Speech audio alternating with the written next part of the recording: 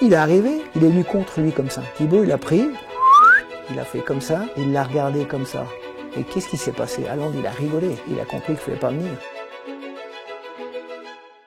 Après 20 ans, on se retrouve ici à Carouge. Merci d'avoir accepté l'invitation. Ici où on s'est rencontrés il y a 20 ans. J'étais comme joueur et puis toi en tant qu'entraîneur des gardiens à l'époque. Aujourd'hui, expert, instructeur FIFA goalkeeper. Comment se passe ta nouvelle vie? Il n'y a pas de nouvelle vie parce qu'en fait, quand on s'est connus, la première chose c'était le foot et surtout la passion. Et puis la passion est toujours la même, voire des fois plus. Donc c'est le moteur de tout. Si tu n'as pas la passion, et je pense aussi pour les joueurs, pour tout le monde, si tu n'as pas de passion, il faut arrêter. Donc la passion, elle est là. Je suis à l'aube de mes 60 ans, mais j'ai toujours autant de passion et d'énergie pour travailler. Et en quoi consistent tes fonctions aujourd'hui? Alors j'ai un peu changé, j'ai quitté le terrain pour aussi des raisons, on va dire, de santé, plus compatible avec mon genou qui était en délicatesse et avec l'opération que j'ai eue. Et c'était bien, parce que la vie nous apporte toujours des autres opportunités. Je suis toujours évidemment dans la transmission. À la FIFA, j'ai 3 axes différents de développement. Un, pour donner des cours. Ce qui est génial, c'est que je voyage. Voyager, c'est partager ma passion avec d'autres personnes, avec d'autres cultures. C'est des moments extraordinaires. C'est des moments qui sont tellement riches pour tout, en termes humains, mais aussi en termes d'instructeurs, c'est-à-dire d'enseignement. Comment transmettre la matière par rapport aux personnes, par rapport à la culture. Et ça, je pense, c'est extrêmement important. C'est une ouverture qu'on doit avoir, qu'on n'a souvent pas en Europe. En Europe, on est assez formaté. On enseigne un peu comme des tableaux Excel. Aujourd'hui, ça t'apprend à t'ouvrir et ça te donne aussi une grande confiance en toi. Et à la FIFA, après, j'ai un autre job qui est pour moi extrêmement intéressant. C'est toute l'analyse de toutes les Coupes du Monde, qu'elles soient hommes, qu'elles soient femmes, moins de 17, moins de 20 ou l'équipe A. J'analyse tous les matchs. On fait les datas pour tous les matchs aussi. Toutes les évaluations de chaque gardien pour chaque match. Donc c'est un big job. Là, on est justement sur la Coupe du Monde des moins de 17. C'est 4 matchs par jour quand tu es en tour de qualif. Donc c'est énorme. Mais c'est hyper intéressant parce que aussi la Coupe du Monde, c'est tous les continents qui sont réunis, toutes les cultures qui sont réunies, toutes les formations, toutes les sensibilités de chacun. Et ça, pour moi, c'est incroyable. L'autre chose, j'ai une chance énorme. On m'a aujourd'hui nommé responsable d'un super projet. Il y a 15 académies talent qui ont été mis en place par Arsène Wenger dans le monde entier. Et là, Arsène Wenger et Pascal Zubabulaire m'ont demandé maintenant de créer une formation pour les entraîneurs de gardiens dans le cadre de ces académies. Et puis aussi, évidemment, le suivi des jeunes gardiens qui vont être dans ces académies. Pour moi, c'est extraordinaire parce que c'est nouveau une pensée mondiale. Donc, c'est différentes cultures et comment aujourd'hui homogénéiser tout ça pour que tout le monde aujourd'hui ressente ce que tu veux donner, ce qu'on veut transmettre. C'est une opportunité incroyable en termes de richesse. 15 académies que tu suis, c'est par rapport à la FIFA, ça? Oui, alors je ne les suis pas pour l'instant. Je suis en train de mettre en place le programme avec Pascal Zubabulaire. Donc, je suis en train de créer toute la formation. Là, on est sur 23 modules qui vont se donner sur une semaine. Le premier cours, ce qu'on va dire le cours bêta, il va être donné au Qatar du 21 au 29 février. C'est le premier cours qu'on va donner. On va aussi faire beaucoup de films, on va faire beaucoup de choses parce qu'après, il y a tout un projet d'e-learning. Donc, on va utiliser aussi tous ces contenus pour l'e-learning. Et puis après, le but, c'est qu'on forme des instructeurs qui, eux, vont aller dans les académies. Ils vont former les entraîneurs de gardiens. Et puis après, on a un suivi au niveau de la plateforme parce que c'est ça qui est important. C'est qu'il ne faut pas donner juste une impulsion. C'est-à-dire quand tu vas dans un pays, tu donnes un cours, tu donnes une impulsion. Ok, quand tu repars, qu'est-ce qui reste? Qu'est-ce qui se fait? Qu'est-ce qui aujourd'hui continue à être en formation, si tu veux, et de la formation aujourd'hui qui est suivie. Donc ce qu'on doit faire, c'est oui, on donne des cours, on donne de la formation, on donne de la connaissance, mais après ça, on doit faire un suivi de formation pour voir exactement la progression et l'évolution de chaque entraîneur et évidemment l'évolution des jeux. Donc l'objectif, c'est que via la plateforme, on va faire du e-learning, mais on va faire du suivi aussi de l'entraînement et aussi du suivi sur des monitoring, parce qu'on va créer des monitoring pour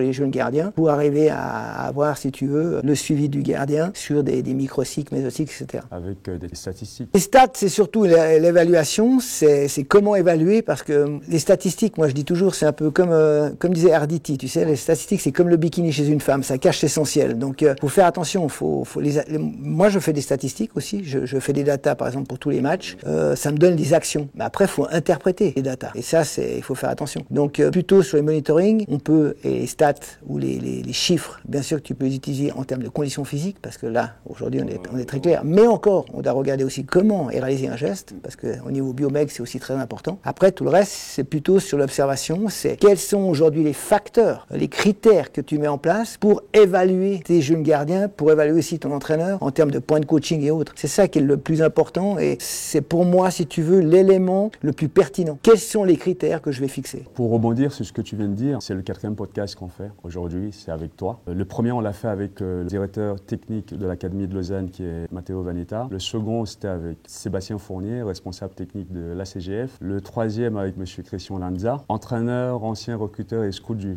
Servette FC aujourd'hui, où on parlait justement de cette évolution, une nouvelle technologie qui est rentrée dans le monde du football en termes de statistiques, d'observation, d'évaluation. Le poste de gardien dont tu es spécialiste, comment évalues-tu cette évolution-là et quels sont les critères aujourd'hui où tu peux te dire que ce gardien, ce jeune gardien, il a de l'avenir ou celui qui est déjà là, il est très bon?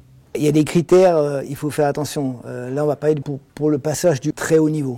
Aujourd'hui, si je dois faire du scouting pour un grand club européen, il y a des exigences qui sont fondamentales. La première exigence, qui va froisser beaucoup de monde, c'est la taille. Aujourd'hui, en dessous d'un mètre 90, c'est pas possible. Pourquoi? Mais pourquoi? Ça, c'est la première chose la plus importante. Pourquoi j'ai besoin d'un mètre 90? Tout le monde va dire, oui, aujourd'hui, Yann Sommer, il joue dans les plus grands clubs. Il est en équipe nationale, il est extraordinaire. Il fait 1,81. Oui, c'est la fin d'une époque. Et malheureusement, ou heureusement, Yann doit être dans une performance incroyable. Pour cette performance, il doit être dans l'excellence. S'il n'est pas dans l'excellence, il ne va pas pouvoir faire l'arrêt décisif. Et des fois, même s'il est dans l'excellence, il ne pourra pas. Je te prends l'exemple de Thibaut Courtois, 2 mètres. Thibaut Courtois, sur la saison d'avant où ils font la finale de Champions League, il joue contre City. Si aujourd'hui, Thibaut Courtois ne fait pas 2 mètres, il ne fait jamais l'arrêt décisif du pied quand il prend l'espace sur sa droite parce qu'il a besoin de cette envergure-là pour faire l'arrêt. Mais pour moi, la première des choses pour la taille, et c'est ce qui va te surprendre peut-être, c'est la visibilité. Pourquoi je dis ça? La plupart des équipes ont 2, 3, voire 4 joueurs de 1m90. Ça, c'est la grande différence par rapport à l'époque où tu jouais. C'est la grande différence. Avant, on avait un qui était 1m90. Maintenant, on a 3, 4. Quelle est la conséquence? Si aujourd'hui, tu joues contre Yann Sommer, corner pour toi, tu mets un mec d'1m90 dans la zone premier poteau. Yann, il est fixé. Il peut plus rien faire. Il ne voit plus le ballon. Il doit bouger tout le temps la tête. Yann, quand il y a une frappe, à 20 mètres. Il a un mec devant lui, un mec à lui. Il est obligé tout le temps de bouger, il ne voit pas le ballon. Et si tu bouges à gauche et que le mec il va frapper là, tu es en difficulté. C'est la première des choses, c'est la visibilité. Voilà pourquoi je donne de la taille, parce que j'ai besoin de voir le départ du ballon. Et sans ça, je ne le vois pas. La deuxième chose, c'est l'envergure, comme je t'ai dit. L'ouverture de Thibaut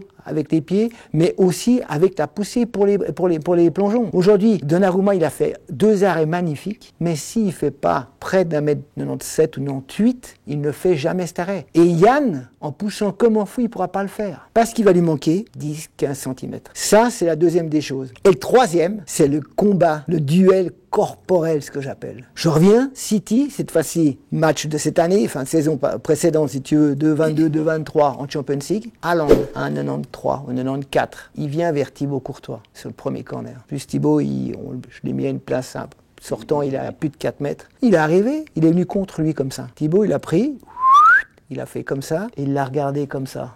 Et qu'est-ce qui s'est passé? Haaland, il a rigolé. Il a compris qu'il ne pouvait pas venir. Mais Yann, si Haaland vient sur lui, il met le coude comme ça sur l'épaule de Yann. Et Yann, c'est fini, il est fixé. Voilà, le premier critère, la taille, c'est pour ça. La deuxième chose, et ça, on va parler de quand je vais chercher du scouting des jeunes de 12, 13 ans, 14 ans. La deuxième des choses, le deuxième critère, c'est la personnalité. On a besoin de la personnalité. On n'a pas besoin d'un crieur, on a besoin de la personnalité. Je dois pouvoir aujourd'hui rayonner sur mon bloc. Tu as été défenseur.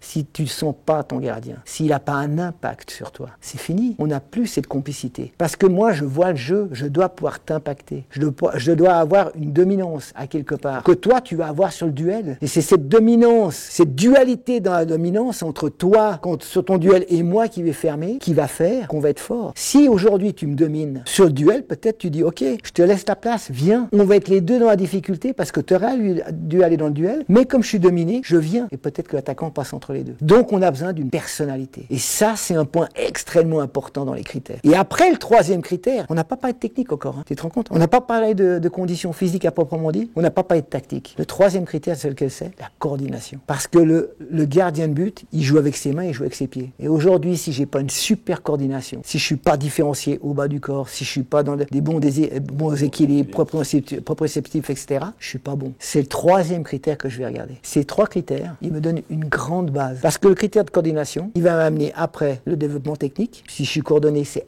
extrêmement simple de développer un gardien techniquement.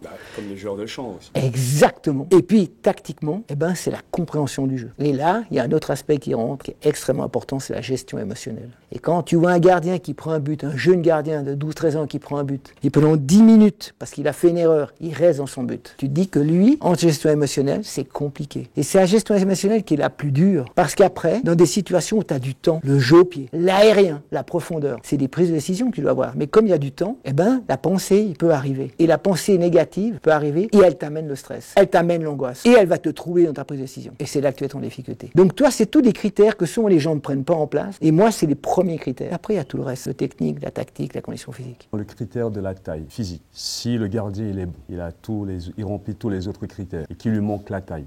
Je ne le prends pas pour un très grand club européen. C'est ça. Moi, je le dis ouvertement. J'ai eu dans le foot suisse un gardien qui était à Servette, qui s'appelait Dumont, un très très bon gardien, à peine 1m80. Il était en équipe nationale, moins de 16. J'ai convoqué les parents et lui, j'ai dit, sachez, il a tout, mais la taille fera qu'il ne pourra pas aller en haut. Pourquoi je vous dis ça? C'est pas assez frustrant. C'est pas assez frustrant. Oui, mais attends, oui, mais c'est une responsabilité, Jeff. Si tu dis pas ça, à l'âge de 15 ans ou 16, le gamin peut-être qu'il va mettre plus d'énergie dans le foot et moins dans ses études. Mais à 20 ans, quand tu vas lui dire, écoute, tu vas pas pouvoir jouer. Tu te rends compte la responsabilité? Ce gamin, j'aime bien utiliser cet exemple, il a fait école de médecine. Il a joué en première ligue après, très bien. Il a fait la Youth League avec Servette contre Villarreal, extraordinaire. Ce gamin-là, aujourd'hui, il est bientôt médecin. Et je dis, c'est bien qu'on ait fait ça. C'est dur à entendre, tu dois le dire. Après, le chemin, chacun fait ce qu'il veut. Ça choque. On va me dire toujours, oui, il y a des exceptions. Mais pour aller chercher en haut, pour aller chercher déjà le sport de haut niveau chez nous, c'est très important. Pour au-dessus, c'est-à-dire les grands championnats, l'Espagne, l'Angleterre, l'Allemagne. Aujourd'hui, si tu n'as pas la taille, mais quand je te dis aujourd'hui, c'est parce que je te parle d'aujourd'hui. Quand on parle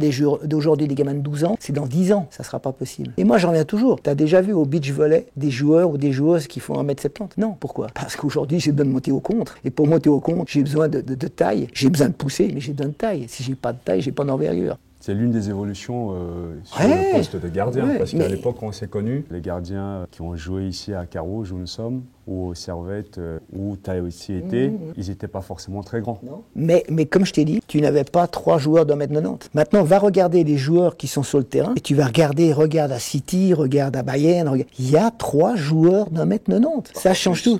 Et non, mais pour être tranquille, pour pas exagérer, mais c'est le cas, et les conséquences, elles sont importantes. On doit évoluer avec le foot. Le foot évolue énormément. Il évolue ici en termes morphologiques, il évolue dans tout, par certaines impulsions.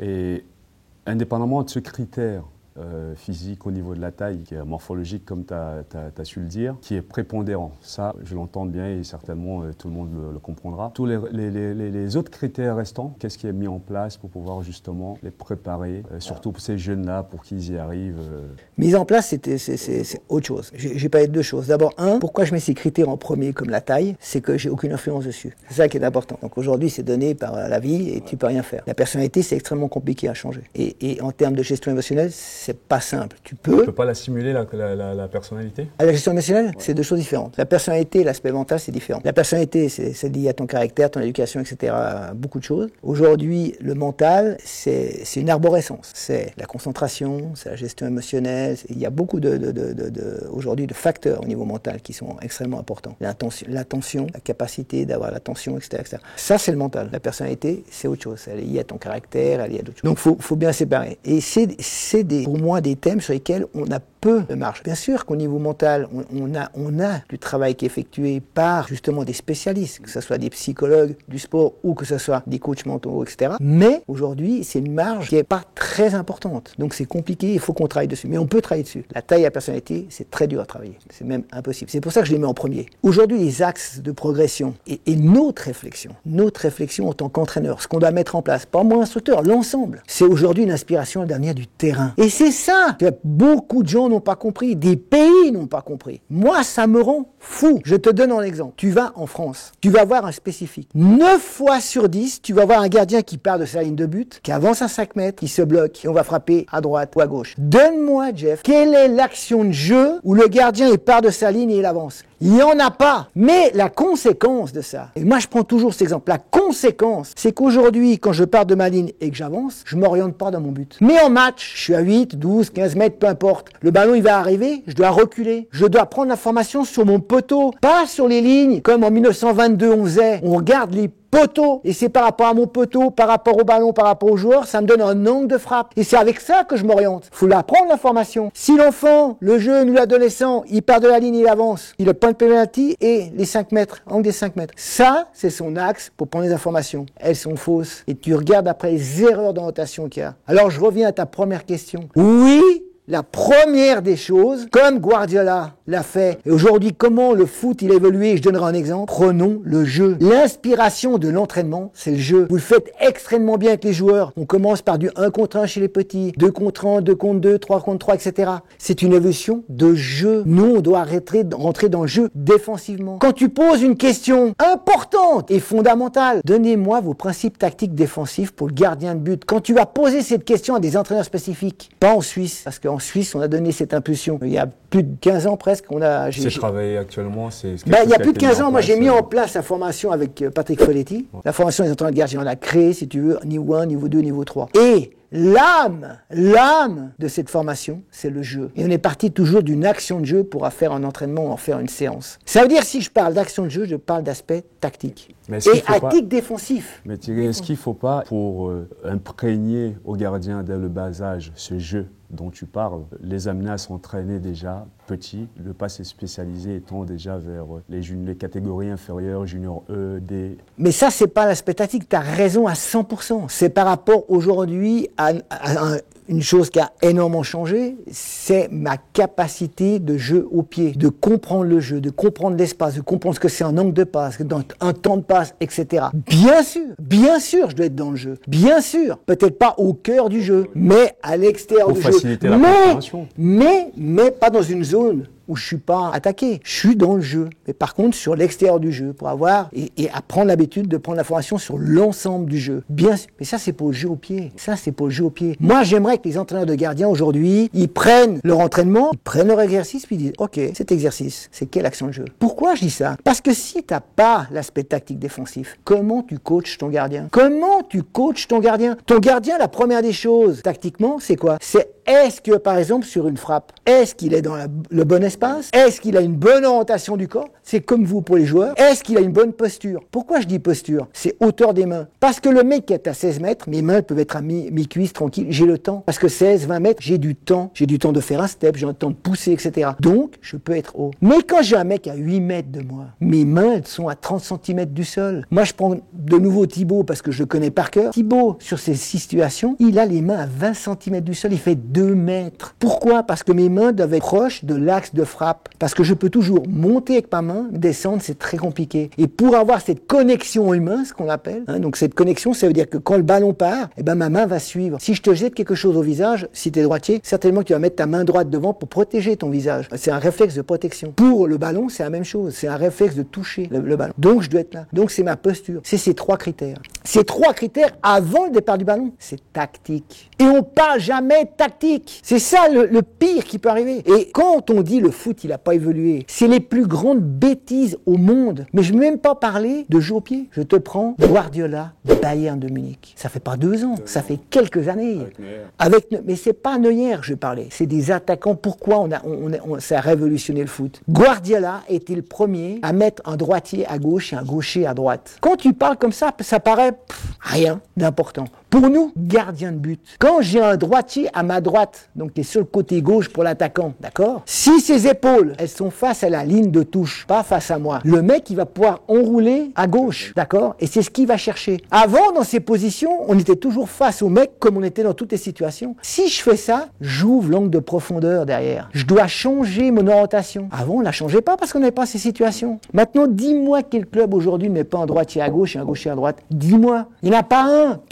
Tous cherchent cette situation. Parce que Guardiola, et les gens s'en rendent pas compte, il a donné une autre dimension au foot pour nous, gardiens. Et c'est toutes ces évolutions qui font que nous, on doit réfléchir comment changer tactiquement. Et c'est pour ça qu'on doit avoir une réflexion tactique défensive. De toute façon, c'est une évolution, ou même pour défendre, effectivement, que ce soit pour les défenseurs ou les gardiens de but, on parle, c'est beaucoup plus difficile parce que tu fermes à l'extérieur, il rentre. Tu fermes l'intérieur, il va vers l'extérieur. Donc il faut toujours rester entre les deux pour... Vous, ça vous a... Un défenseur, ça a complètement changé. D'avoir un droitier à ma droite, c'est le pire qui peut arriver. Quand tu avais un gaucher, tu sais comment t'orienter parce qu'il n'avait qu'une solution. Là, tu as un droitier à ta droite. Et qu'est-ce qu'il fait? Il va venir ici, il va venir là. Tu dois changer ton orientation, tu dois changer tes appuis. Pour nous, c'est la même chose. Si c'était que nous, si le mec qui passe, il y a encore un mec derrière. Tandis que nous, il n'y a plus personne derrière. Donc si j'ouvre une possibilité, il la prend. Et c'est ce que j'aime dans le très haut niveau. Et c'est ce qui est génial quand tu dois réfléchir, c'est qu'aujourd'hui, quand tu laisses ça, pas 3 mètres, ça, le mec, il le prend et il la met parce qu'il a la capacité de la mettre. Et je peux te dire, je te donne une anecdote avec Thibaut, Belgique, Italie. Insigne nous a marqué un but depuis la droite. Il a enroulé là-bas. Da Spinazzola, dribbling, ad uscire, saltato Tielemans, Insigne, destra! Et j'ai dit à Thibaut, plus jamais il y a un mec qui nous marquera un but comme ça. Plus jamais. Parce qu'on va changer notre orientation. Et on n'aura plus la possibilité de venir chercher l'angle de profondeur derrière. Ça sera plus possible. Il n'a plus jamais pris un but comme ça. Parce qu'on a changé notre orientation. C'est ça aujourd'hui qui est extraordinaire dans le foot. C'est que tu as vécu pendant 20 ans dans le foot en tant que joueur. On n'est plus dans le même foot. Et les gens qui restent avec leurs acquis sans se demander si l'image a changé, ils font une grave erreur.